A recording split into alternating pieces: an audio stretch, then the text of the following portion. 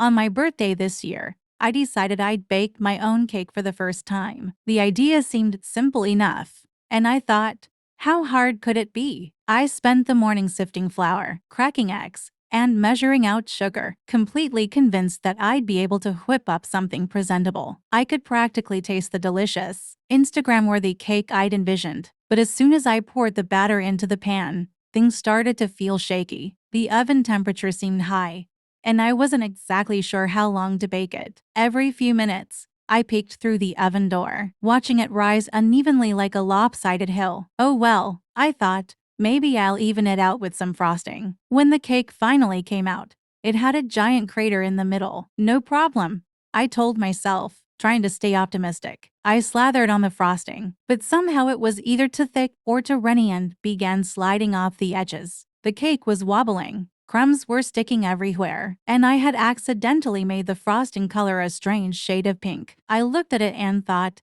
this is an epic fail. But I pushed on, adding a few more dollops of frosting and grabbing a picture of me and a topper, hoping to save it with a little decoration. I stepped back to take in my creation correct. Messy, but oddly cute. It looked homemade, full of personality, and a little quirky, just like me. When I finally took a bite, I realized it actually tasted pretty good. The cake was soft, the frosting was sweet, and somehow, despite the mess, I felt proud of it. As I blew out my candles, I couldn't help but smile. My first homemade birthday cake may not have been perfect, but it was absolutely delicious, fun, and a bit of a beautiful disaster.